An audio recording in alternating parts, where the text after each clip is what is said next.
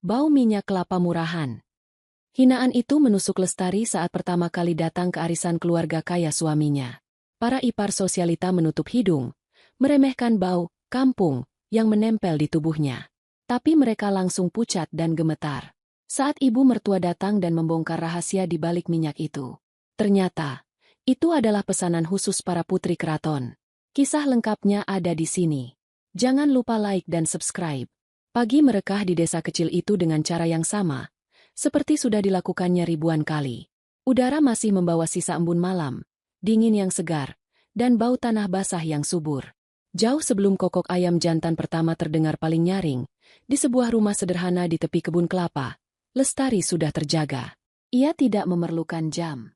Tubuhnya bergerak selaras dengan alam. Matanya terbuka saat langit masih berwarna nila pekat. Kehidupannya ditenun dari ketenangan dan ritme yang berulang. Dunianya adalah dapur berjelaga di bagian belakang rumah, wajan tembaga besar peninggalan neneknya, dan pohon-pohon kelapa yang menjulang seperti para penjaga kebun. Hari-harinya dimulai dengan cara yang sama. Ia melangkah tanpa alas kaki ke halaman belakang, merasakan embun membasahi telapak kakinya. Ia akan berdiri sejenak, memandang deretan pohon kelapa keluarganya. Ada puluhan, mungkin ratusan. Ia mengenal mereka. Ia tahu pohon mana yang buahnya paling kental santannya, pohon mana yang airnya paling manis. Ini adalah warisan. Bukan warisan tanah atau harta, tapi warisan pengetahuan. Almarhumah neneknya pernah menggenggam tangannya yang kecil, membawanya ke pohon yang sama, dan menempelkan telinga mungilnya ke batok kelapa, mengajarinya mendengar suara air di dalamnya.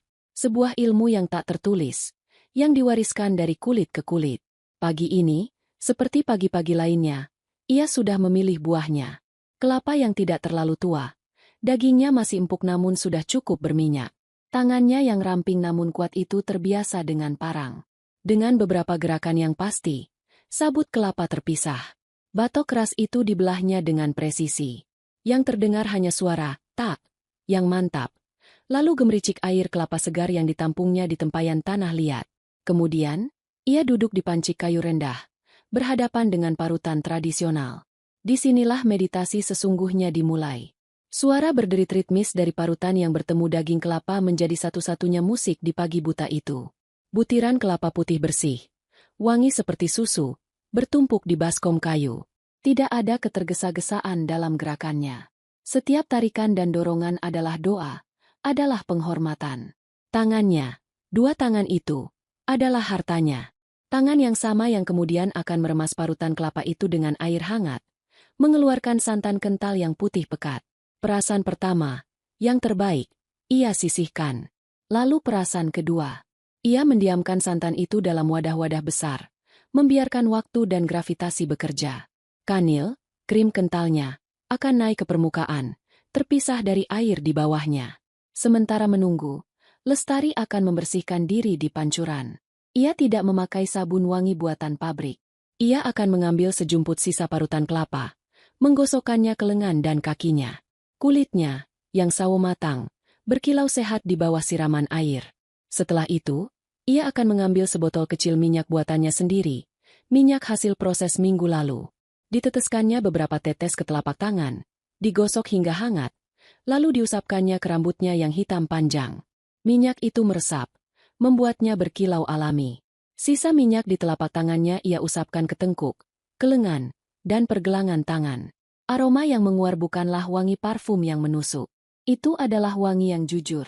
Gurih, manis, lembut, seperti aroma kue kelapa yang baru matang, namun bercampur dengan kesegaran yang bersih. Aroma itu adalah bagian dari dirinya. Itu adalah wangi Lestari. Setelah kanil terpisah sempurna, pekerjaan terberat dimulai. Ia menyalakan tungku kayu. Api harus kecil, stabil. Ia tidak bisa memakai kompor gas. Kata neneknya, panas dari kayu bakar berbeda. Lebih merata, lebih hidup. Wajan tembaga besar diletakkan di atas tungku. Kanil kental itu ia tuang. Disinilah kesabaran diuji. Berjam-jam lamanya ia akan duduk di sana, mengaduk perlahan dengan sendok kayu panjang. Mengaduk, diam, mengaduk lagi. Ruangan dapur itu perlahan dipenuhi wangi yang luar biasa. Wangi kelapa yang dimasak. Perlahan, kanil itu akan berubah. Menggumpal, lalu terpisah. Ampas kelapa yang disebut blondo mulai terbentuk, berwarna coklat keemasan, sementara di sekelilingnya, cairan bening mulai tampak. Minyak kelapa murni, virgin coconut oil, yang bening seperti kristal. Lestari akan mengaduk hingga tetes terakhir air dalam santan menguap, hingga blondo itu matang sempurna dan tenggelam ke dasar. Inilah saat krusial. Terlalu cepat diangkat. Minyaknya tidak awet. Terlahap sedikit saja. Minyaknya akan berbau hangus. Tapi tangan Lestari sudah hafal. Indra penciumannya sudah terlatih. Ia tahu saat yang tepat. Dengan hati-hati, ia mematikan api. Ia menyaring minyak bening keemasan itu dengan kain saringan yang tipis dan bersih. Berulang kali, hingga tak ada satupun ampas blondo yang tersisa. Hasilnya adalah minyak yang jernih laksana air mata. Dengan aroma yang begitu murni. Inilah hidupnya. Tenang, teratur, dan wangi. Lalu, Rian datang. Rian adalah dunia yang berbeda. Putra bungsu seorang pengusaha besar dari kota, yang datang ke desanya untuk sebuah proyek pembangunan. Rian tidak seperti orang kota yang Lestari bayangkan. Ia tidak terburu-buru, matanya tenang. Ia melihat Lestari bukan sebagai gadis desa, tapi sebagai seorang seniman. Rian sering duduk di dapur, hanya mengamati dalam diam, saat Lestari bekerja dengan wajannya. Orang lain mungkin akan terganggu dengan aroma tungku dan kelapa yang pekat. Tapi Rian, ia menghirupnya dalam-dalam. Lestari ingat satu sore, Rian mengambil tangannya yang selesai bekerja. Tangan yang berbau minyak kelapa murni. Rian tidak mencibir. Ia justru menempelkan tangan itu ke pipinya, memejamkan mata. Sebuah gestur penerimaan yang lebih dalam dari kata-kata. Pernikahan mereka adalah jembatan antara dua pulau yang jauh. Sederhana, tapi syarat makna. Lestari kini dibawa ke dunia Rian. Sebuah paviliun kecil yang nyaman di sudut kompleks perumahan besar milik keluarga suami. Ia masih diizinkan membuat minyaknya. Rian bahkan membuatkannya tungku kecil di halaman belakang paviliun. Hidupnya masih tenang, tapi ketenangan itu kini memiliki latar belakang yang berbeda. Tak ada lagi kebun kelapa yang luas, hanya taman yang terawat rapi. Tak ada lagi suara alam, yang ada hanya dengung samar kehidupan kota. Pagi itu, di paviliunnya, Lestari baru saja menyelesaikan satu wajan minyak terbarunya. Kualitasnya sempurna, bening, harum. Ia menuangkannya ke botol-botol kaca kecil. Satu untuk Rian, yang selalu menggunakannya setelah bercukur. Satu untuk dirinya sendiri. Lalu ada satu botol lagi. Botol kaca paling cantik yang ia simpan. Ia mengisinya penuh. Menutupnya rapat. Ia mengelus permukaan botol itu. Ini adalah persembahan pertamanya. Sebuah tanda hormat dari dunianya untuk dunia yang baru ia masuki. Botol ini untuk ibu mertuanya. Ia menatap botol itu lama. Ada harapan kecil di hatinya agar aroma kejujuran dari desanya ini bisa diterima. Karena besok, untuk pertama kalinya, ia akan dibawa Rian untuk bertemu dengan seluruh keluarga besar suaminya. Di sebuah acara yang mereka sebut arisan. Kabar itu datang pada suatu sore yang tenang, di sela-sela senja yang mulai ungu. Telepon di ruang tengah paviliun mereka berdering, memecah keheningan. Rian yang mengangkatnya. Lestari, yang sedang melipat kain di kamar, bisa mendengar nada suara suaminya berubah. Suara itu awalnya ringan, namun perlahan menjadi lebih datar, lebih kaku. Ada jeda-jeda panjang di mana Rian hanya mendengarkan. Lestari keluar dari kamar, berdiri di ambang pintu, mengamati punggung suaminya. Ketika Rian akhirnya meletakkan gagang telepon, ia berdiri mematung sejenak, menatap keluar jendela. Ia tampak menarik napas panjang sebelum berbalik. Wajahnya berusaha tersenyum untuk Lestari, tapi matanya tidak bisa berbohong. Ada kekhawatiran di sana, gura tegang yang familiar setiap kali urusan keluarganya muncul. Lestari tidak perlu bertanya. Ia hanya menunggu. Rian berjalan ke arahnya, menggenggam kedua tangannya. Tangan suaminya terasa sedikit dingin. Rian memberitahunya. Undangan arisan keluarga besar. Akhir pekan ini, di rumah kakak sulungnya. Dan kali ini, kehadiran mereka berdua, terutama Lestari, sangat diharapkan oleh ibunya. Lestari merasakan getar halus di ulu hatinya. Ini bukan sekadar perkenalan. Ia tahu ini adalah sebuah ujian. Selama ini, ia hidup di pinggiran dunia Rian, terlindungi di paviliun kecil mereka. Sekarang, ia diminta untuk melangkah ke tengah panggung utama. Ia hanya mengangguk pelan. Hari itu tiba lebih cepat dari yang ia inginkan. Pagi itu, Lestari berdiri lama di depan lemari kayunya yang sederhana. Ia tidak punya gaun-gaun sutra atau tas kulit bermerek seperti yang pernah ia lihat di majalah-majalah di ruang tunggu dokter. Akhirnya, ia memilih miliknya yang paling berharga. Sebuah batik tulis lawas, warisan ibunya. Warnanya coklat sogan yang teduh. Motifnya klasik dan penuh makna. Ia memadukannya dengan selendang yang serasi. Pakaian itu tidak menjerit meminta perhatian, tapi ia memancarkan martabat. Ia menata rambutnya, disanggul sederhana namun rapi. Terakhir, seperti ritualnya setiap pagi, ia mengambil botol kecil minyak kelapa murninya. Ia mengoleskannya sedikit ke lengan, ke belakang telinga, dan ke tengkuk leher. Wanginya yang lembut dan jujur itu menguar, menyatu dengan kulitnya. Itu adalah baju zirahnya. Itu adalah pengingat siapa dirinya. Aroma rumah, aroma kerja keras, aroma warisan. Ia siap. Perjalanan ke rumah kakak iparnya terasa seperti perjalanan ke negara lain. Mobil Rian melaju, meninggalkan area hijau yang asri dan masuk ke kawasan yang dipenuhi pilar-pilar beton yang angkuh. Rumah-rumah di sana bukan lagi tempat tinggal. Mereka adalah pernyataan kekayaan. Rumah kakak sulungnya adalah yang paling besar. Putih, megah, seperti istana kaca yang dingin. Dindingnya tinggi, pagarnya menjulang. Begitu mereka melangkah masuk, Lestari merasa seperti seekor burung kecil yang tersesat ke dalam sangkar emas raksasa. Lantainya terbuat dari marmer impor yang begitu mengkilap hingga ia bisa melihat pantulan bayangannya sendiri, membuatnya merasa canggung melangkah. Udara di dalam terasa beku, hasil dari pendingin ruangan yang bekerja maksimal. Lampu kristal besar menggantung di langit-langit, memecah cahaya menjadi ribuan titik tajam yang menyilaukan. Segala sesuatu di ruangan itu berkilau, keras, dan mahal. Dan di sanalah mereka. Di ruang tengah yang luas, duduk di atas sofa beludru berwarna gading, sekumpulan wanita yang tampak seperti baru keluar dari sampul majalah. Suara tawa mereka terdengar kental, sedikit dibuat-buat. Perhiasan berlian di jemari dan leher mereka berkilauan menangkap cahaya lampu. Tas-tas tangan dengan logo yang Lestari kenali harganya bisa membeli kebun kelapa di desanya, berjejer rapi di meja kaca. Aroma di ruangan itu adalah pertempuran berbagai jenis parfum mahal, tajam dan menusuk, berlomba-lomba mendominasi. Rian, yang tampak kaku dalam kemeja terbaiknya, menggandeng Lestari mendekat. Suara tawa dan obrolan itu terhenti seketika. Seperti paduan suara yang berhenti di nada yang sama, semua kepala menoleh ke arah mereka. Ke arah Lestari. Ada jeda sepersekian detik yang terasa seperti selamanya. Senyum tipis terlempar ke arah Rian, lalu mata-mata itu, mata yang tajam, terawat, dan penuh perhitungan, tertuju pada Lestari. Itu adalah sebuah pemindaian. Tatapan yang bergerak serempak. Dari sanggul sederhananya, turun ke wajahnya yang hanya terpoles riasan tipis. Turun ke batik tulisnya, yang di mata mereka mungkin terlihat kusam. Turun ke selendangnya, lalu ke sandal selop sederhana namun sopan yang ia kenakan. Tatapan itu kembali naik, berhenti sejenak di tangannya yang polos tanpa ket kuku berwarna cerah. Lestari merasa seperti dinilai. Ditimbang. Dan dalam keheningan yang singkat itu, ia tahu vonisnya, ia dinyatakan kurang. Sangat kurang. Para wanita itu, para istri dari kakak-kakak Rian, kembali tersenyum. Tapi senyum itu tidak sampai ke mata mereka. Itu adalah senyum sosial. Senyum sopan santun yang dinginnya sama seperti marmer di bawah kaki mereka. Belum sempat Lestari duduk dengan nyaman. Salah satu kakak Rian yang laki-laki memanggil suaminya. Urusan bisnis. Sesuatu tentang saham yang harus dibicarakan. Rian menatap Lestari dengan cemas. Ia tampak ragu untuk pergi.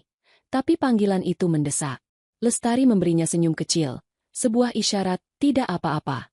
Meskipun seluruh isi perutnya terasa melilit. Rian pergi ke teras. Bergabung dengan para pria. Dan Lestari kini sendirian.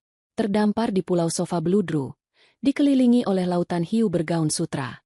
Ia duduk di sudut. Mencoba membuat dirinya sekecil mungkin, melipat tangannya di pangkuan.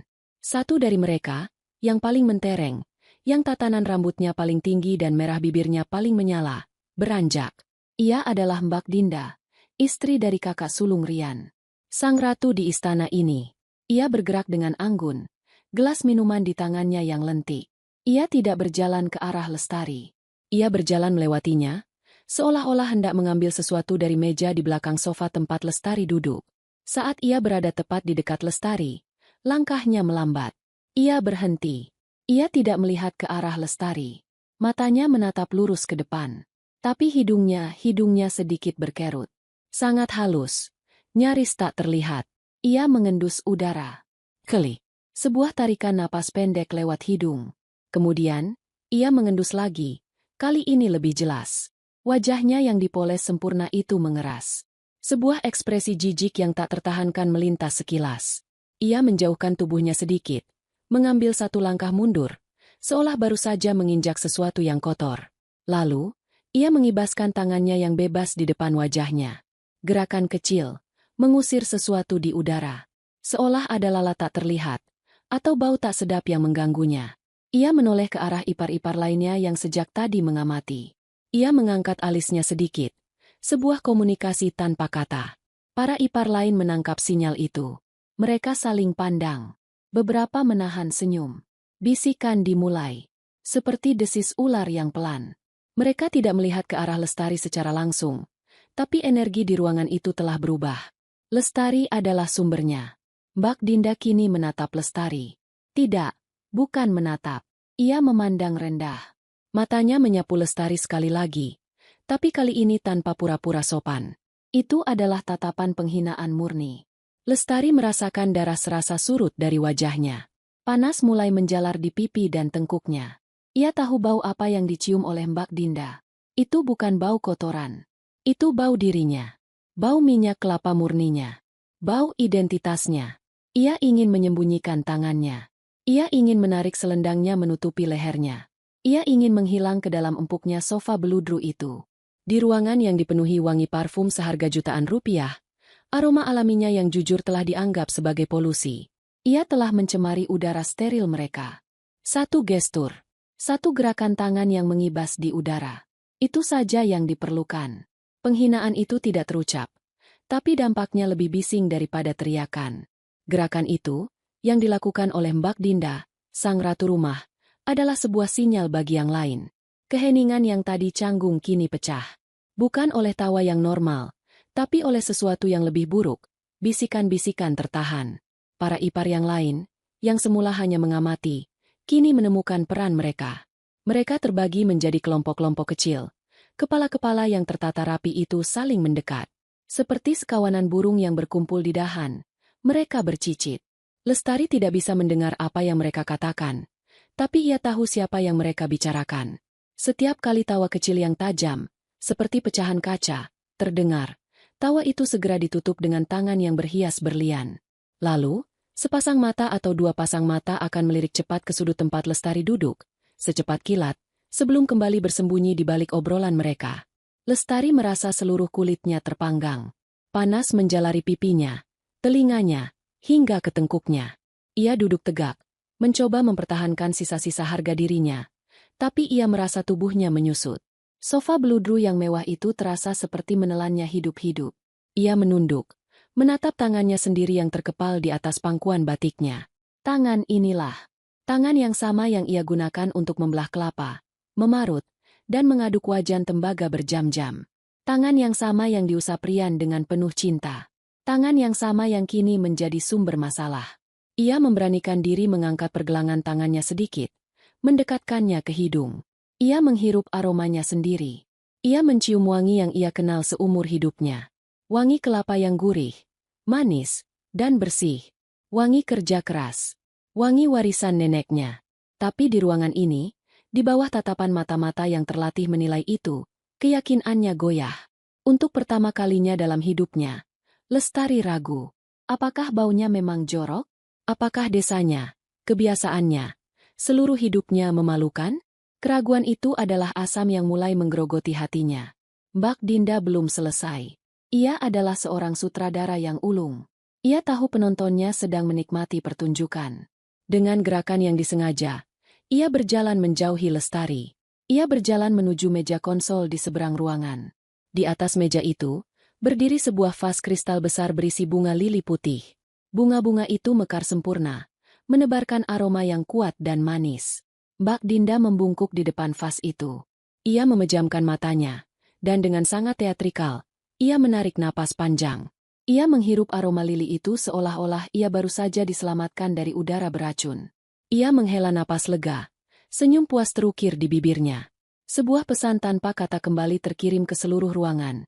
Ini adalah wangi yang seharusnya. Ini adalah kemewahan.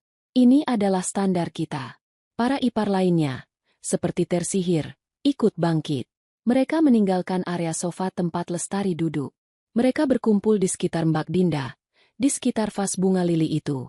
Mereka ikut menghirup aromanya, memuji keindahannya.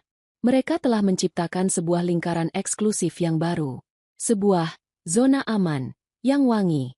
Dan Lestari, dengan sangat jelas, berada di luar lingkaran itu. Ia kini benar-benar terisolasi.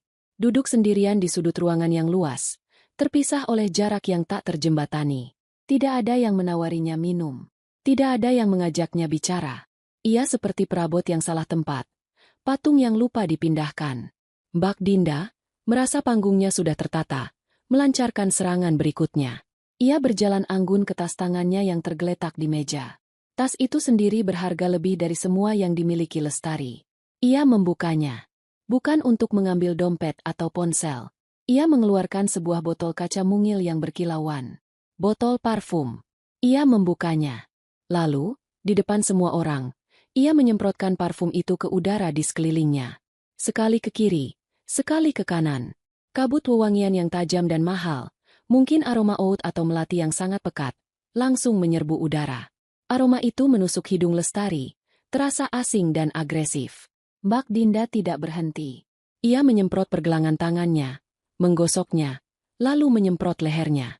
Ia seolah sedang melakukan ritual pembersihan diri, mengusir sisa-sisa aroma kampung yang mungkin menempel padanya setelah tadi berdiri terlalu dekat dengan Lestari. Para ipar lain mendekat, meminta untuk mencoba. Botol itu berpindah tangan. Mereka saling menyemprot, tertawa kecil, membandingkan wangi mereka. Dalam sekejap, ruangan itu dipenuhi oleh awan tebal berbagai parfum. Wangi-wangi mahal itu bercampur, berperang di udara, menciptakan aroma yang memusingkan dan menyesakkan. Asap dupa modern. Bagi Lestari, ini adalah siksaan. Aroma kelapa alaminya yang lembut kini benar-benar terkepung, tenggelam, dihabisi oleh serangan kimiawi yang sombong ini. Ia merasakan matanya mulai perih. Bukan hanya karena campuran parfum itu, tapi karena rasa perih di hatinya. Ia ingin menangis, tapi ia menahannya. Ia menggigit bibir bawahnya kuat-kuat. Ia menoleh ke jendela kaca besar yang menghadap ke teras. Ia bisa melihat Rian di sana. Suaminya sedang tertawa, memegang gelas minuman, punggungnya menghadap ke ruangan. Ia tampak santai, nyaman, berada di dunianya. Ia sama sekali tidak tahu apa yang sedang terjadi pada istrinya, hanya beberapa meter darinya, terpisah oleh selembar kaca. Dan dalam kesadaran itu, Lestari merasakan kehancuran yang sesungguhnya. Ia benar-benar sendirian. Lestari menunduk, berusaha menghirup udaranya sendiri. Tapi udara di sekelilingnya sudah diracuni. Awan tebal dari berbagai parfum mahal itu kini terasa seperti dinding yang mencekiknya. Setiap tarikan napas terasa berat, membuat kepalanya pusing dan perutnya mual. Aroma kelapa murninya yang lembut kini hanya kenangan samar, kalah telak dalam pertempuran wewangian ini. Di seberang ruangan, Mbak Dinda mengamati hasil karyanya. Para ipar telah dibersihkan. Ruangan telah dinetralkan dari aroma asing. Tapi matanya kembali tertuju pada Lestari, yang masih duduk di sudut. Seperti noda terakhir di atas kanvas putih yang sempurna. Lestari, yang masih diam, masih membawa aroma desanya, adalah sebuah anomali yang belum tuntas. Dan Mbak Dinda memutuskan untuk menuntaskannya. Dengan botol parfum kristal yang masih tergenggam erat di jemarinya yang lentik, ia melangkah. Kali ini, ia tidak lagi berjalan memutar atau pura-pura mengambil sesuatu. Ia berjalan lurus. Sebuah garis lurus yang disengaja dan tak terhindarkan, melintasi lantai marmer yang dingin, langsung menuju sofa tempat Lestari duduk. Lestari mendengar bunyi itu. Klik, klik, klik. Suara sepatu hak tinggi yang tajam di atas lantai yang keras. Semakin dekat, semakin jelas. Setiap bunyi itu terasa seperti paku kecil yang menancap di dadanya. Ia tahu siapa yang datang. Ia tahu ini belum berakhir. Ia memberanikan diri mengangkat kepalanya. Mbak Dinda kini berdiri menjulang di hadapannya. Wajahnya adalah sebuah topeng porselen yang cantik, dingin, dan tak terbaca. Ada senyum yang sangat tipis tersungging di bibirnya, Tapi senyum itu tidak mencapai matanya. Mata itu menatap Lestari dengan sesuatu yang lebih buruk dari kemarahan.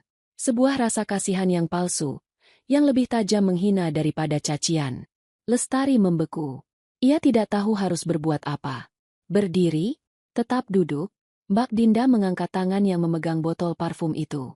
Tangan yang dihiasi cincin berlian besar yang berkilau menyakitkan mata. Lestari mengira ia akan ditawari. Mungkin ia akan dipaksa memakai parfum itu. Tangan itu terangkat lebih tinggi. Bukan ke arah Lestari, tapi ke udara. Tepat di atas kepala Lestari. Dan kemudian, ia menekan katup semprotnya. PSSST. Sebuah kabut halus, dingin, dan beraroma sangat kuat menyembur keluar. PSSST. 2 kali lagi. Lestari memejamkan mata rapat-rapat. Sebuah refleks menahan serangan. Tubuhnya menegang. Cairan mahal itu jatuh seperti gerimis yang beracun.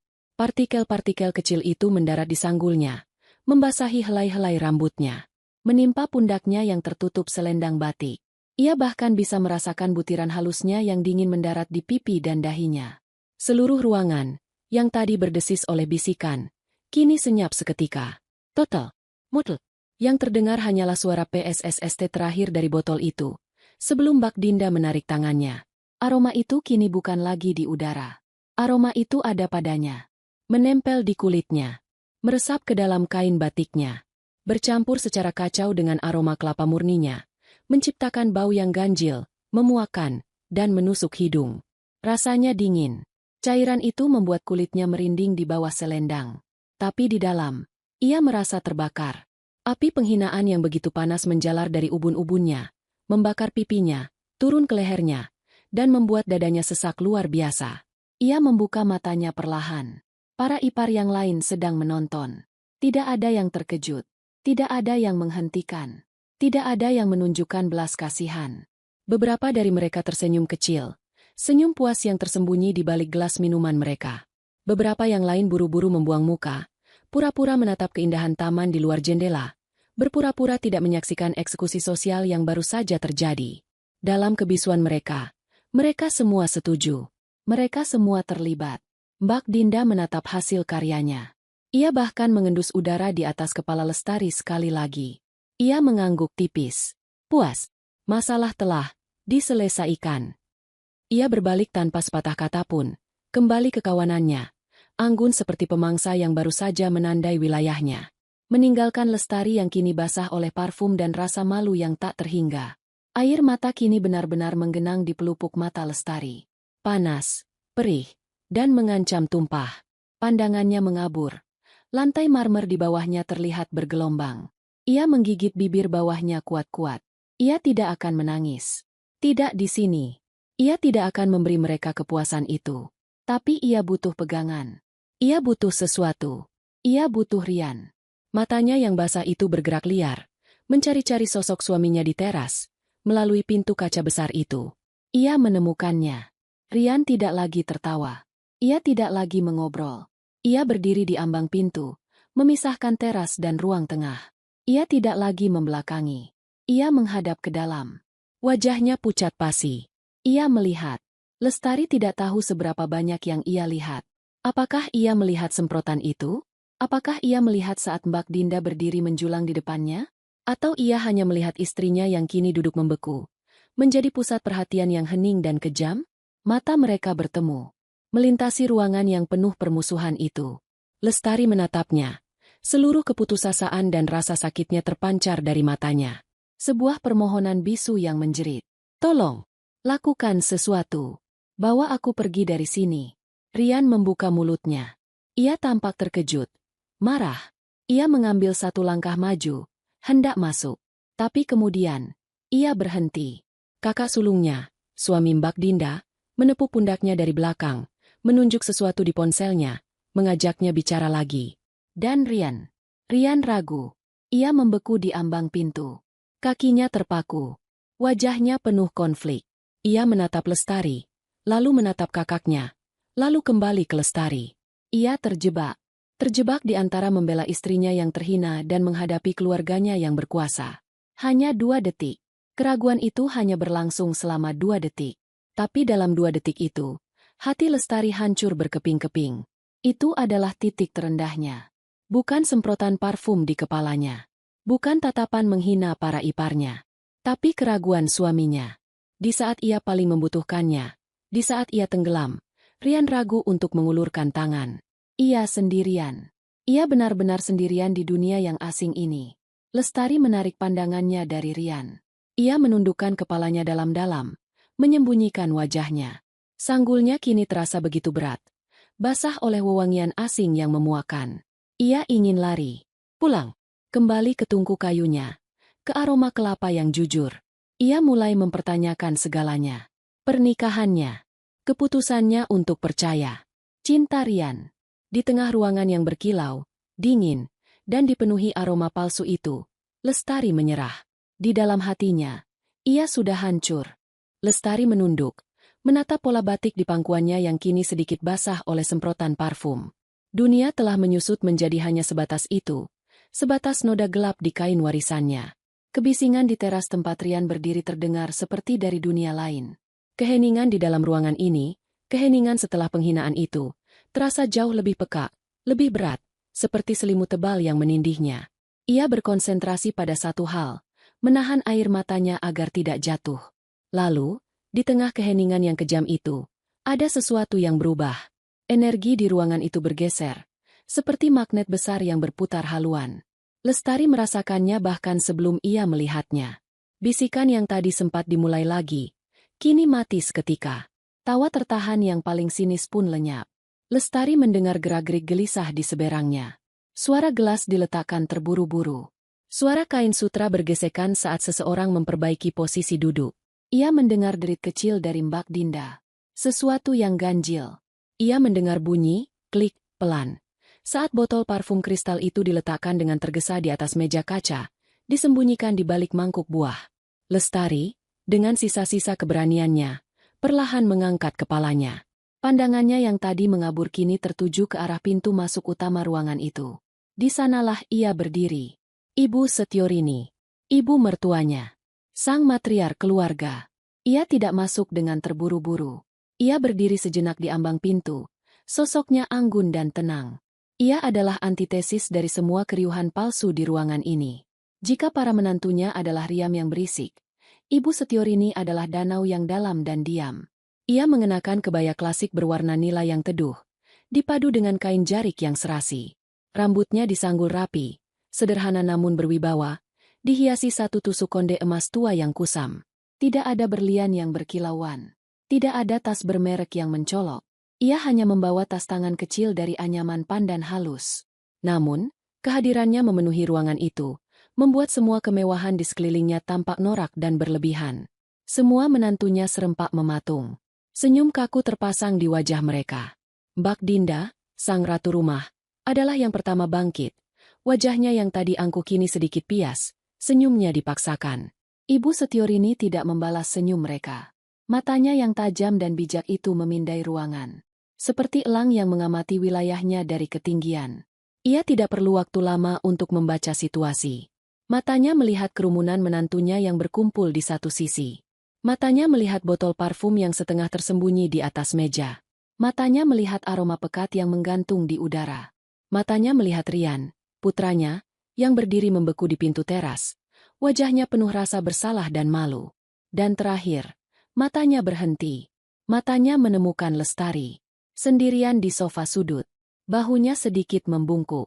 Wajahnya pucat, dan ada aroma asing yang menusuk di sekelilingnya. Kontras dengan apa yang Ibu Setiorini ketahui tentang menantunya ini. Lestari menahan napas.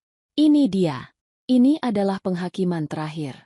Jika ibu mertuanya juga menunjukkan rasa jijik, tamatlah riwayatnya. Para ipar menunggu dengan napas tertahan. Mereka menunggu sang matriark bergabung dengan mereka. Mereka menunggu validasi. Mereka menunggu Ibu Setiorini untuk mengkonfirmasi bahwa menantu dari desa ini memang tidak pantas, bahwa ia bau. Mbak Dinda bahkan sudah membuka mulut, hendak menyapa, hendak mengadukan sesuatu dengan nada bercanda. Tapi Ibu Setiorini melakukan sesuatu yang tidak terduga. Ia mengangkat tangannya sedikit. Sebuah gestur kecil yang langsung membungkam mulut Mbak Dinda yang belum sempat bersuara. Ia mengabaikan mereka. Ia mengabaikan semua menantu sosialitanya seolah mereka hanyalah perabot. Ia mengabaikan putranya yang masih terpaku. Dengan langkah pelan namun mantap, ia melintasi lantai marmer. Ia tidak berjalan ke arah kerumunan. Ia tidak berjalan ke arah meja hidangan. Ia berjalan lurus. Setiap langkah kakinya yang mantap di atas lantai yang dingin itu adalah denting waktu yang menghentikan kekejaman tadi. Ia berjalan lurus menuju sofa sudut. Menuju Lestari. Ruangan itu begitu hening. Lestari bisa mendengar detak jantungnya sendiri berdebar kencang di telinganya. Ibu Setiorini berhenti. Tepat di depan Lestari. Menjulang. Tapi tidak mengintimidasi. Ia menatap Lestari. Dan untuk pertama kalinya hari itu, Lestari melihat sepasang mata yang tidak menilainya. Sepasang mata yang mengerti. Lestari, dengan refleks, menggerakkan tangannya yang gemetar, hendak meraih tangan ibu mertuanya untuk bersimpuh dan menciumnya. Sebuah gestur hormat yang biasa ia lakukan. Namun sebelum tangannya sampai, Ibu Setiorini bergerak lebih dulu. Beliau membungkuk sedikit. Beliau meraih tangan Lestari. Bukan hanya menjabatnya. Beliau mengambil tangan Lestari, tangan yang sama yang tadi dikepal Lestari dalam rasa malu, dan menggenggamnya dengan kedua tangan beliau. Tangan beliau hangat. Sangat hangat.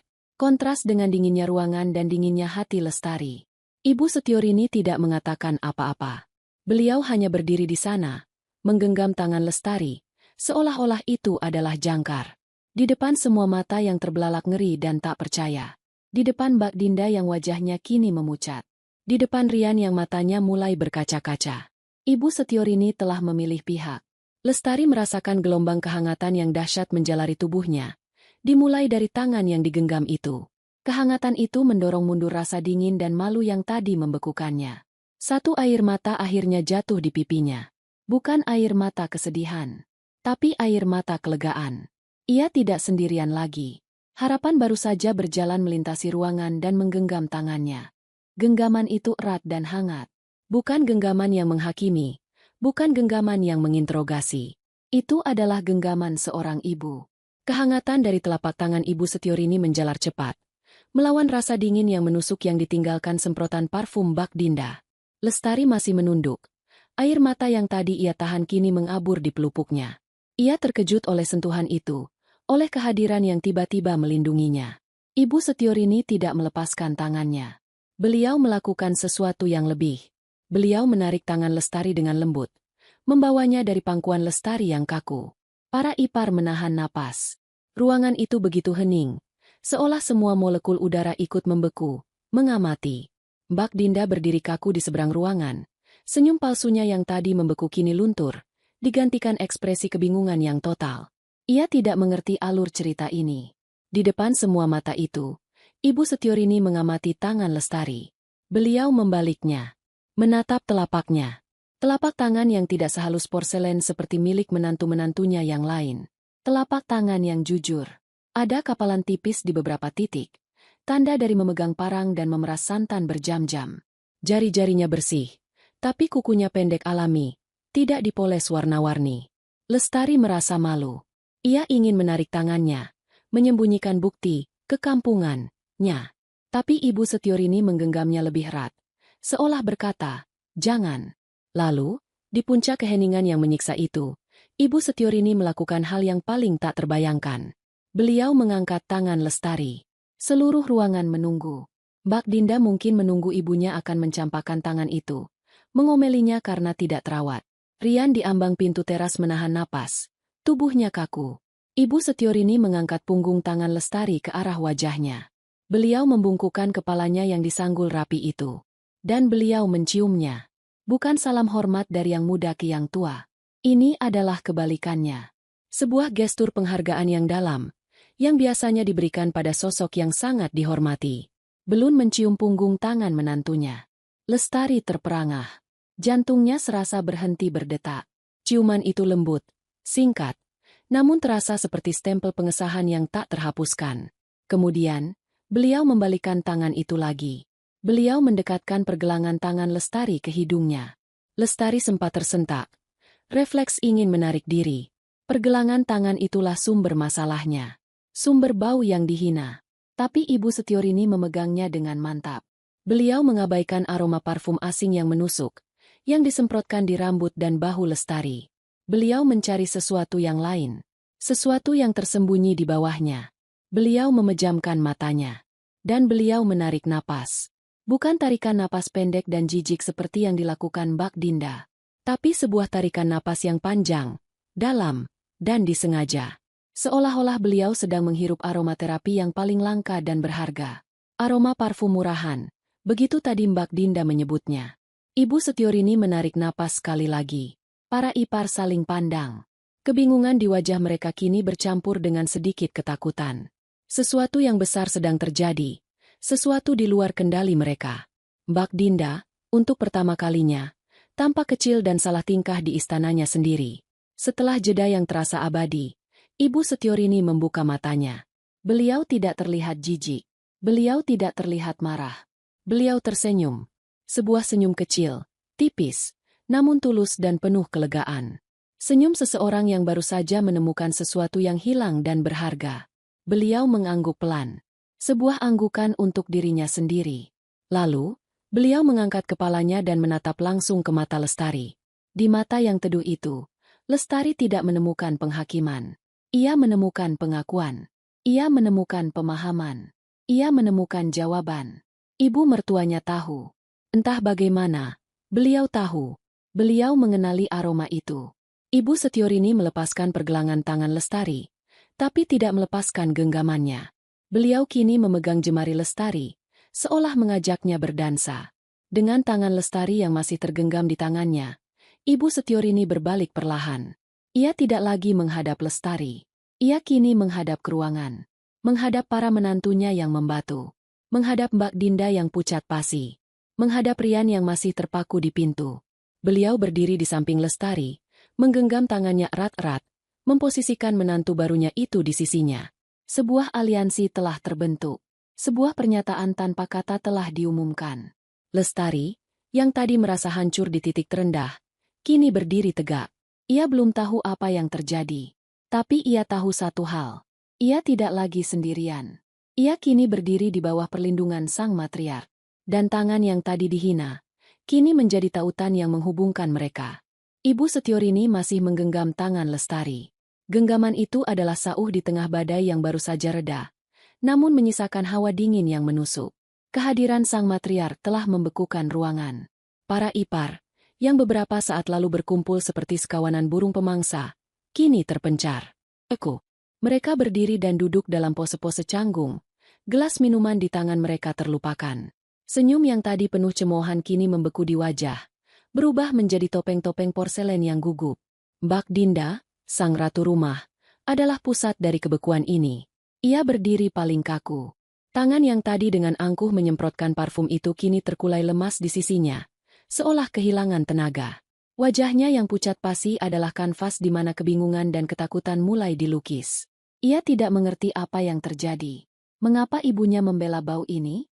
Mengapa ibunya, yang standarnya adalah langit, justru memegang tangan yang berbau pasar? Ibu Setiorini, dengan Lestari yang masih berdiri di sisinya, melepaskan pandangannya dari menantu barunya. Beliau mengangkat kepala. Matanya yang tenang dan tajam itu kini menyapu ruangan. Satu persatu, tatapannya mendarat pada setiap menantunya.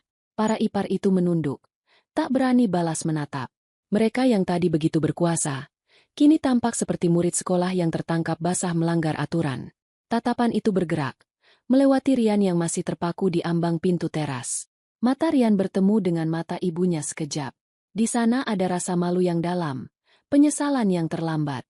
Rian menunduk. Akhirnya, tatapan Ibu Setiorini berhenti. Ia mendarat di Mbak Dinda. Tidak ada kemarahan di mata itu. Tidak ada amarah yang meledak-ledak. Yang ada hanyalah ketenangan yang dalam. Sebuah ketenangan yang justru jauh lebih menakutkan. Ibu Setiorini hanya menatapnya. Menunggu. Mbak Dinda bergeser tidak nyaman. Ia mencoba tersenyum, sebuah gestur pembelaan, tapi bibirnya hanya bergetar. Ibu Setiorini perlahan melepaskan genggamannya pada tangan Lestari. Beliau memberi tepukan pelan di punggung tangan itu, sebuah isyarat, tetaplah di sini. Sebelum beliau mengambil satu langkah maju. Seluruh mata di ruangan itu kini tertuju pada tas anyaman pandan sederhana yang beliau bawa. Tas itu begitu kontras dengan lautan tas kulit buaya dan berlogo emas di sekitarnya. Dengan gerakan yang pelan, terukur, dan tanpa ketergesa-gesaan, Ibu Setiorini membuka tas sederhananya. Beliau seolah punya waktu sepanjang sore itu. Setiap gerakannya disengaja, membangun lapisan ketegangan yang semakin tebal di udara yang sudah sesak. Beliau merogoh ke dalam tas. Hal pertama yang beliau keluarkan adalah sebuah botol kaca kecil. Sederhana, tanpa merek, ditutup gabus biasa. Isinya adalah cairan bening keemasan. Itu adalah minyak. Minyak yang sama persis dengan yang dibuat Lestari. Para ipar menahan napas. Mbak Dinda melebarkan matanya. Ibu Setiorini tidak meminumnya atau menggunakannya. Beliau mengangkat botol itu setinggi mata, membiarkannya menangkap cahaya dari lampu kristal di atas mereka. Minyak, kampung, itu berkilauan, memantulkan cahaya mahal di ruangan itu, tampak murni dan berharga. Beliau meletakkannya di atas meja kopi di tengah ruangan. Diletakkannya dengan lembut, di atas permukaan kaca, di antara piring-piring kue yang tak tersentuh. Satu botol minyak kelapa. Sendirian di tengah kemewahan. Para ipar saling pandang, bingung. Apa maksudnya ini? Lalu, Ibu Setiorini kembali merogoh tas anyamannya. Kali ini, yang beliau keluarkan adalah sebuah amplop. Ini bukan amplop biasa. Ini bukan amplop tagihan atau undangan pesta. Amplop itu tebal, terbuat dari kertas berkualitas tinggi berwarna krem pucat. Kertas yang memiliki tekstur. Dan kemudian, semua orang melihatnya. Di penutup amplop itu, tertera sebuah segel. Bukan stiker, bukan cetakan biasa. Itu adalah segel timbul, embos, berwarna emas kusam yang berwibawa. Sebuah lambang yang rumit dan agung. Lambang yang tidak bisa dibeli dengan uang. Itu adalah segel resmi keraton. Wajah Mbak Dinda berubah dari pucat menjadi seputih kertas. Kaki-kaki para ipar yang lain terasa lemas. Ini adalah dunia lain. Ini adalah level yang bahkan tidak bisa mereka sentuh dengan kartu kredit mereka. Rian melangkah maju satu langkah.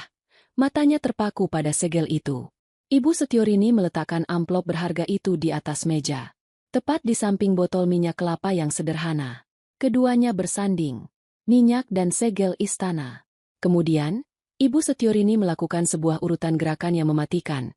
Sebuah konfrontasi tanpa satu kata pun. Beliau mengangkat satu jari telunjuknya yang ramping. Jari itu pertama menunjuk ke botol minyak kelapa di atas meja. Ini. Lalu, jari yang sama beralih, menunjuk ke amplop bersampul keraton di sebelahnya. Untuk ini. Dan terakhir, jari itu berputar. Tangannya terentang, menyeberangi ruangan. Jari telunjuk itu kini menunjuk lurus. Tegas, tanpa ragu. Menunjuk ke Lestari, yang berdiri membatu di sudut. Dari dia. Istana. Lestari. 3 titik itu telah terhubung. Sebuah kebenaran baru saja diledakkan di tengah ruangan tanpa suara. Mbak Dinda terhuyung sedikit. Ia memegang tepi sofa untuk menopang dirinya.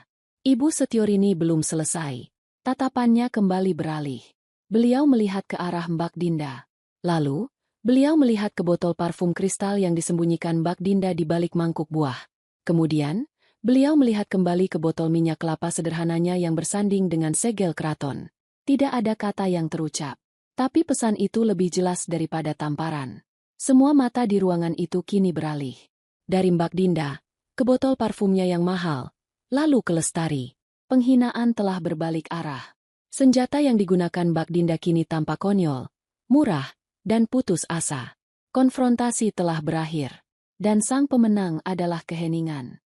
Ruangan itu terasa hampa udara. 3 titik yang dihubungkan oleh jari Ibu Setiorini, botol minyak, amplop keraton, dan Lestari, menggantung di udara, menciptakan sebuah teka-teki yang menakutkan. Tidak ada yang berani bergerak. Mbak Dinda adalah yang pertama goyah. Wajahnya yang seputih kertas itu berkerut.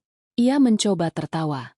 Sebuah tawa kecil, kering, dan sangat sumbang, yang pecah di tengah kesakralan yang baru tercipta. Tawa itu adalah usahanya yang putus asa untuk memecahkan ketegangan, untuk mengatakan pada semua orang bahwa ini semua konyol, bahwa ini tidak mungkin. Ia melirik ipar-iparnya yang lain, mencari dukungan. Tapi ia tidak menemukan apa-apa. Ia hanya menemukan wajah-wajah yang sama bingung dan takutnya. Mata yang terpaku pada meja. Ibu Setiorini tidak terpengaruh oleh tawa sumbang itu. Beliau mengabaikannya seolah itu hanya suara decit pintu. Dengan ketenangan yang sama, Beliau mengambil amplop berlogo keraton itu dari atas meja. Gerakannya lambat, terukur. Beliau memegangnya sejenak. Dengan jemari yang rapi dan pasti, beliau membuka segel emas itu. Bukan merobeknya, tapi membukanya dengan hati-hati seolah membuka kelopak bunga yang rapuh. Suara kertas tebal dan bertekstur yang ditarik dari sarangnya terdengar sangat keras, menyayat keheningan ruangan. Beliau mengeluarkan selembar kertas yang terlipat rapi. Kertas itu tebal, berwarna gading. Beliau membukanya. Beliau tidak membacanya. Beliau memegangnya sejenak. Matanya menatap tulisan di kertas itu, seolah memastikan sesuatu. Lalu, beliau mengangkat kepalanya. Matanya mencari Rian. Rian, yang sejak tadi berdiri kaku seperti patung di ambang pintu teras, seperti ditarik oleh kekuatan tak terlihat. Tatapan ibunya adalah perintah yang tak terucap. Kakinya bergerak, terasa berat dan kaku. Ia melangkah maju, melintasi marmer dingin, menjauh dari zona amannya, mendekati pusat badai yang tenang itu. Ia berhenti di depan ibunya. Ibu Setiorini menyerahkan surat itu kepada putranya. Tangan Rian terulur, sedikit gemetar, menerima kertas berharga itu. Semua mata di ruangan itu kini tertuju padanya. Pada Rian. Ia adalah satu-satunya yang akan menjadi penerjemah dari misteri ini. Rian menunduk. Ia mulai membaca. Lestari bisa melihatnya dengan jelas. Awalnya, alis suaminya berkerut. Kebingungan. Ia membaca baris pertama, baris kedua. Lalu, matanya melebar. Sangat lebar. Ia membacanya lagi dari atas. Lebih cepat kali ini, seolah tidak percaya dengan apa yang ia lihat. Mulutnya sedikit terbuka. Lestari bisa melihat jakun Rian bergerak naik turun, menelan ludah dengan susah payah. Napasnya tercekat di tenggorokan. Ia terus membaca. Matanya meluncur cepat ke bawah halaman. Ketika ia sampai di akhir surat, di dekat tanda tangan, tangannya yang memegang surat itu mulai gemetar. Bukan getaran kecil, tapi getaran hebat yang membuat kertas itu berdesir pelan. Lestari memejamkan mata sejenak, lalu membukanya. Rian mengangkat kepalanya dari surat itu. Ia tidak menatap ibunya. Ia tidak menatap para iparnya. Matanya mencari Lestari. Melintasi ruangan, mata mereka bertemu. Itu adalah tatapan yang belum pernah Lestari lihat seumur hidupnya. Tatapan yang menembus jiwanya. Ada ketidakpercayaan yang absolut. Ada rasa takjub yang meluap-luap. Ada rasa bangga yang begitu besar dan mentah hingga membuat mata suaminya berkaca-kaca. Dan jauh di bawah semua itu, Lestari melihatnya. Kilatan rasa bersalah yang dalam, penyesalan yang pedih atas keraguannya di ambang pintu teras beberapa menit yang lalu. Rian menatap surat itu lagi, lalu kembali menatap Lestari. Ia menggelengkan kepalanya pelan. Sebuah gerakan, tidak mungkin, yang penuh kekaguman. Para ipar lain tidak tahan lagi. Ketegangan ini terlalu berat. Mereka mulai bergerak, seperti ngengat yang tertarik pada cahaya. Mereka merapat, mengelilingi Rian, mata mereka lapar. Mencoba mengintip isi surat itu. Rian, masih dalam keadaan linglung karena syok, tidak menyembunyikan surat itu. Tangannya yang gemetar sedikit turun. Para ipar yang paling dekat kini bisa melihatnya. Mereka bisa melihat lambang keraton di kepala surat. Mereka bisa melihat tulisan tangan yang agung dan berwibawa. Mereka bisa melihat baris-baris kalimat yang memuji. Dan mereka bisa melihat tanda tangan di bagian bawah. Sebuah nama yang membuat lutut mereka lemas. Ibu Setiorini, melihat pemandangan itu, mengambil langkah terakhir. Beliau maju ke tengah kerumunan. Beliau tidak mengambil surat itu. Beliau mengambil botol minyak kelapa yang sederhana tadi dari atas meja. Beliau mengangkat botol itu di satu tangan. Lalu, dengan jari telunjuknya yang ramping, beliau mengetuk pelan surat yang masih ada di tangan Rian. Botol minyak. Surat pujian keraton. Lalu beliau mengetuk botol minyak itu lagi. Pesan itu akhirnya sampai. Tidak perlu kata-kata. Kebenaran itu kini jelas, terang benderang, dan menampar. Mbak Dinda melihat gerakan itu. Ia melihat botol minyak. Ia melihat surat keraton. Ia melihat wajah Rian yang takjub. Dan ia melihat Lestari, yang masih berdiri di sudut. Kekuatan di kaki Mbak Dinda lenyap. Ia terhuyung. Ia jatuh terduduk di tepi sofa di belakangnya. Bukan duduk yang anggun, tapi sebuah kejatuhan yang canggung dan berat. Tangannya yang gemetar hebat menyapu meja. Botol parfum kristalnya yang mahal, senjata penghinaannya tadi, tersenggol. Botol itu menggelinding, jatuh dari meja kaca, dan mendarat di atas karpet tebal dengan bunyi gedebuk yang tertahan. Suara itu adalah tanda penutup. Para ipar yang lain mundur serempak. Wajah mereka pucat pasi. Mereka menatap Lestari. Bukan lagi dengan cemoohan. Bukan lagi dengan rasa kasihan palsu. Tapi dengan sesuatu yang baru. Ketakutan. Dan rasa iri yang tak terucap. Aroma yang mereka hina. Aroma kampung yang mereka coba usir. Ternyata adalah aroma yang sama yang kini diperebutkan oleh para putri istana. Dunia di ruangan itu telah terbalik di porosnya. Kebenaran yang baru saja terungkap menggantung di udara, lebih pekat dan lebih berat daripada gabungan semua parfum mahal di ruangan itu. Botol parfum kristal milik Mbak Dinda tergeletak di atas karpet tebal, di tempat ia jatuh. Benda itu, yang beberapa menit lalu adalah senjata kebanggaan, simbol status, dan alat penghinaan, kini tampak konyol dan tak berdaya. Ia teronggok di sana seperti sampah yang terlupakan. Cairan mahalnya mungkin sedikit merembes. Aromanya kini terasa seperti bau kegagalan yang memalukan. Mbak Dinda sendiri masih terduduk kaku di tepi sofa. Wajahnya, yang biasanya terpoles sempurna, kini adalah topeng porselen yang retak. Kebingungan, rasa malu, dan ketakutan murni berperang di matanya. Ia menatap botol parfumnya yang jatuh, lalu menatap botol minyak kelapa sederhana yang berdiri tegak di atas meja, lalu matanya beralih ke Lestari dengan ngeri. Ia baru saja menyemprotkan cairan pengharum ruangan ke seorang pemasok pribadi istana. Keheningan yang mencekam itu dipecahkan. Bukan oleh Mbak Dinda. Bukan oleh Ibu Setiorini. Tapi oleh salah satu ipar lainnya. Seorang wanita bergaun hijau zamrud yang paling cepat membaca arah angin. Ia adalah yang pertama pulih dari keterkejutan. Wajahnya, yang tadi pucat, tiba-tiba dihiasi senyum yang sangat lebar dan sangat palsu. Matanya berbinar. Seolah baru saja menyaksikan keajaiban. Dengan gerakan yang dibuat-buat anggun, ia meletakkan gelasnya dan bangkit. Ia berjalan mendekati Lestari. Bukan mendekati seperti predator, tapi mendekati seperti seorang pemuja. Lestari, yang masih berdiri di dekat ibu mertuanya, sedikit menegang. Wanita bergaun hijau itu berhenti satu langkah di depan Lestari. Ia tidak berani menyentuh. Ia hanya menatap Lestari dari atas ke bawah, dengan tatapan yang sama sekali baru. Tatapan kagum yang dipaksakan. Ia lalu menunjuk ke arah botol minyak di atas meja, lalu menunjuk ke Lestari, dan ia mengatupkan kedua tangannya di depan dada. Sebuah gestur, luar biasa, yang berlebihan. Tindakannya itu seperti memecahkan bendungan. Para ipar lain, melihat ada jalan untuk menyelamatkan diri, segera mengikuti. Mereka seperti sekawanan burung yang serempak mengubah arah terbang. Satu persatu, mereka bangkit. Mereka mengerumuni Lestari. Ruangan itu tiba-tiba menjadi riuh. Mereka tidak lagi menjaga jarak. Mereka kini merapat. Ada yang menyentuh kain batik Lestari, mengagumi tulisannya yang halus, kain yang sama yang tadi mereka pandang rendah. Ada yang menunjuk rambut Lestari, mengangguk-angguk takjub, seolah baru menyadari keindahan rambut itu, rambut yang dirawat oleh minyak yang sama. Ada yang berlari kecil ke meja, mengambil botol minyak milik Ibu Setiorini, membukanya dengan gemetar, dan menghirupnya dalam-dalam dengan mata terpejam, seolah itu adalah wahyu. Mereka saling berebut, meneteskannya sedikit di pergelangan tangan mereka, menggosok-gosokkannya, lalu menciumnya dengan ekspresi ekstasi yang dibuat-buat.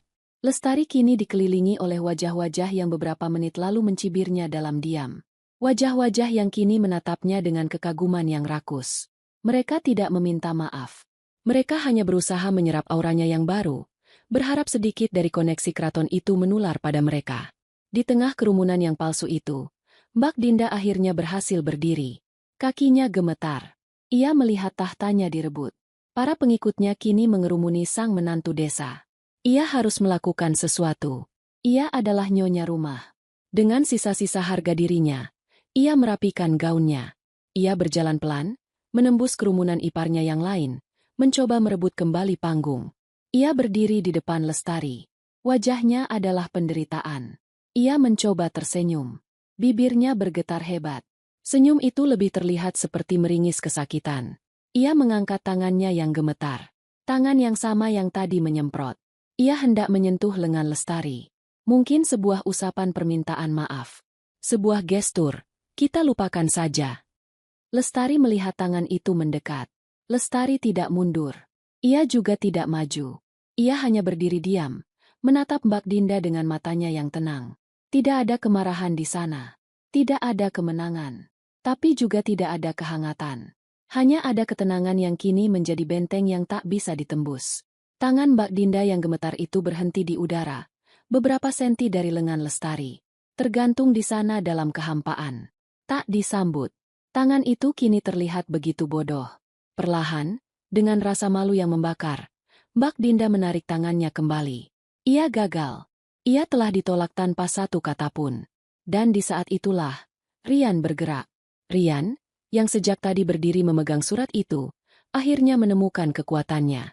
Ia tidak lagi peduli pada kakak-kakaknya. Ia tidak peduli pada ipar-iparnya. Ia melangkah maju. Tegas. Ia berjalan menembus kerumunan ipar yang kini menyingkir, memberinya jalan seperti air terbelah. Surat dari keraton itu terlepas dari genggamannya. Kertas berharga itu melayang pelan, jatuh tanpa suara di atas karpet. Tak ada yang peduli. Rian berdiri tepat di depan Lestari. Ia tidak melihat orang lain. Ia hanya melihat istrinya. Wajahnya telanjang. Rasa malu, penyesalan, dan cinta yang meluap-luap bercampur aduk di sana. Ia melihat mata Lestari yang tenang. Ia melihat sisa-sisa parfum yang mengilap di rambut istrinya. Ia mengangkat tangannya perlahan. Bukan untuk menyentuh bahu. Ia meraih tangan Lestari. Tangan yang kapalan. Tangan yang berbau minyak kelapa. Ia mengangkat tangan itu. Lalu, di depan semua orang, di depan ibunya, di depan kakak-kakaknya, di depan para sosialita yang membeku, Rian membungkuk. Ia tidak mencium punggung tangan Lestari. Ia membalik tangan itu. Dan ia menempelkan bibirnya ke telapak tangan Lestari. Lama. Sebuah ciuman di pusat kerja kerasnya. Sebuah ciuman di sumber wangi yang dihina. Sebuah permintaan maaf yang lebih dalam dari 1000 kata. Lestari terkesiap pelan. Kehangatan dari bibir suaminya di telapak tangannya adalah pemulihan yang sesungguhnya. Ketegangan di bahunya, yang ia tahan sepanjang hari, akhirnya luruh. Matanya yang tadi tenang kini melembut. Saat Rian mengangkat wajahnya, mata mereka bertemu. Lestari mengangkat tangannya yang bebas. Perlahan, ia menyentuh rahang suaminya yang kaku. Sebuah usapan lembut. Sebuah jawaban. Pengampunan telah diberikan. Rian menutup matanya sejenak, menikmati sentuhan itu. Lalu ia menarik Lestari ke dalam pelukannya. Bukan pelukan yang penuh gairah, tapi pelukan yang protektif. Ia membenamkan wajahnya di leher Lestari, menghirup dalam-dalam aroma istrinya, aroma kelapa yang kini bercampur dengan parfum asing. Tapi ia hanya mencari aroma kelapanya. Ibu Setiorini mengamati semua itu. Senyum tipis terkembang di bibirnya. Beliau membungkuk, mengambil surat keraton yang tergeletak di lantai. Melipatnya dengan rapi. Beliau lalu mengambil botol minyaknya dari tangan ipar yang kebingungan. Beliau memasukkan keduanya kembali ke tas anyamannya. Pekerjaannya di sini telah selesai. Pelukan Rian melonggar, namun lengannya tidak pernah menjauh.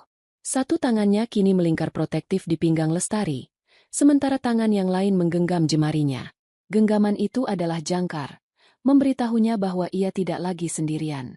Arisan itu, yang dimulai dengan tawa palsu dan penghinaan, kini berakhir dalam kebingungan yang canggung. Suasana pesta telah retak tak bisa diperbaiki. Para ipar yang tadi riuh berebut perhatian Lestari, kini bergerak gelisah. Mereka sibuk merapikan meja, menawarkan kue dan minuman yang sudah tidak diinginkan siapapun, menghindari tatapan mata Ibu Setiorini. Mbak Dinda, sang nyonya rumah, adalah yang paling hancur. Wajahnya yang pucat kini dipenuhi keringat dingin di bawah riasan mahalnya. Dengan tangan yang masih gemetar, ia berlari kecil ke dalam, lalu kembali dengan beberapa kotak besar yang dibungkus pita emas. Kue-kue termahal dari toko langganannya. Ia menyodorkan kotak-kotak itu ke arah Lestari. Bukan lagi dengan angkuh, tapi dengan gerakan yang nyaris memohon. Senyumnya dipaksakan begitu lebar hingga terlihat menyakitkan. Matanya bergetar, mencari tanda-tanda pengampunan. Lestari memandang kotak-kotak itu, lalu memandang Mbak Dinda. Ia tidak tersenyum, tapi ia juga tidak mencibir. Dengan gerakan anggun yang tenang, ia menerima pemberian itu dengan kedua tangannya, sebuah gestur penerimaan yang sopan. Hanya itu. Rian menempatkan satu tangan di punggung Lestari, sebuah isyarat tanpa kata untuk pergi. Mereka mulai melangkah ke pintu. Ibu Setiorini mengangguk pada mereka. Matanya memancarkan kebanggaan yang tenang. Saat mereka melewati ambang pintu, Mbak Dinda membuat satu usaha terakhir. Ia melangkah maju, tangannya terulur, hendak menyentuh bahu Lestari. Sebuah sentuhan persahabatan yang terlambat ratusan menit. Lestari berhenti. Ia menatap tangan yang terulur itu. Tangan yang sama yang memegang botol parfum. Tangan yang sama yang menghinanya. Lestari tidak mundur. Ia hanya berdiri diam. Ia menatap mata Mbak Dinda. Lalu ia sedikit membungkukkan badannya. Sebuah gestur pamit yang sopan dan formal. Tidak lebih. Tangan Mbak Dinda yang terulur itu tergantung canggung di udara. Sebelum akhirnya ditarik kembali dengan rasa malu yang membakar. Perjalanan pulang di dalam mobil adalah sebuah keheningan yang sama sekali berbeda.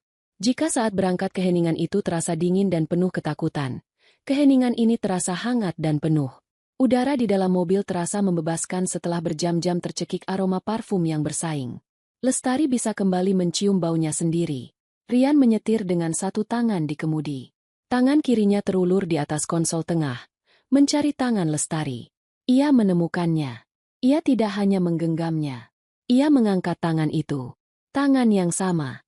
Tangan yang wangi. Tangan yang menjadi pusat dari segalanya. Ia menempelkan punggung tangan itu ke pipinya yang masih tegang, merasakan tekstur halusnya. Lalu, ia memutar pergelangan tangan itu dan menempelkan bibirnya di sana. Lama, menghirup aroma kelapa murni itu seolah itu adalah udara yang ia butuhkan untuk bernapas. Ciuman itu adalah janji, permintaan maaf, dan sumpah setia. Lestari tidak menarik tangannya. Ia membiarkannya di sana. Dengan tangannya yang bebas, ia menyentuh rahang suaminya. Lalu, ia menyandarkan kepalanya yang lelah di bahu Rian. Matanya terpejam. Pemandangan lampu-lampu kota yang megah dan dingin berlalu di luar jendela. Gedung-gedung kaca itu tidak lagi tampak mengintimidasi. Mereka hanya tampak kosong. Hari-hari berikutnya, wangi itu kembali memenuhi paviliun kecil mereka. Bukan wangi parfum, bukan wangi masakan mewah, tapi wangi yang jujur. Wangi kelapa yang sedang dimasak di atas tungku. Lestari kembali ke dunianya. Ia duduk di kursi kayu rendah, di depan wajan tembaga warisan neneknya. Api di tungku menyala kecil dan stabil. Ia mengaduk blondo yang mulai terbentuk, memisahkan diri dari minyak emas yang bening. Prosesnya tidak berubah. Kesabarannya tidak berubah. Dirinya tidak berubah. Namun, dapur itu terasa berbeda. Di atas meja kayu di sudut, berbaris botol-botol kaca baru yang mungil dan cantik. Puluhan jumlahnya. Bersih, steril, dan siap diisi. Rian duduk di meja itu. Ia tidak sedang membaca koran bisnis atau sibuk dengan laptopnya. Ia sedang memegang sebuah buku catatan baru dan pulpen. Dengan alis berkerut penuh konsentrasi, ia menulis sesuatu, menghitung, lalu menatap deretan botol itu. Ia sedang mengatur logistik. Dan Ibu Setiorini ada di sana. Beliau duduk di kursi rotan yang nyaman, di bawah pohon yang teduh, tak jauh dari dapur terbuka itu. Beliau memegang cangkir teh melati hangat. Beliau tidak datang untuk arisan. Beliau datang untuk mengamati, untuk belajar. Matanya yang bijak menatap tangan Lestari yang bergerak ritmis mengaduk wajan. Ada kekaguman yang tulus di sana. Beliau yang membawa buku pesanan pertama. Lestari mengambil sendok kayu, mencedok sedikit minyak yang sudah jadi. Ia meniupnya pelan, memastikan suhunya pas. Ia bangkit, mematikan api. Ia mulai menyaring minyak emas itu dengan kain saringan yang paling bersih. Tetes demi tetes, cairan berharga itu mengalir, jernih laksana kristal cair. Ia mengambil satu botol baru yang paling cantik. Ia mengisinya dengan hati-hati hingga penuh. Ia menutup botol itu, mengelap sisinya hingga kering. Lestari mengangkat botol itu ke arah cahaya matahari pagi. Sinarnya menembus cairan itu, membiaskan warna emas yang murni. Ia menatap tangannya sendiri yang memegang botol itu. Tangan yang sama. Tangan yang masih wangi minyak kelapa. Tangan yang kini tidak hanya menyimpan warisan dari desanya, tapi juga memegang kehormatan baru di istana. Aroma itu bukan lagi tanda kekurangan. Aroma itu adalah tanda kekuatannya. Tanda kekuatannya. Tanda kekuatannya. Tanda kekuatannya. Tanda kekuatannya.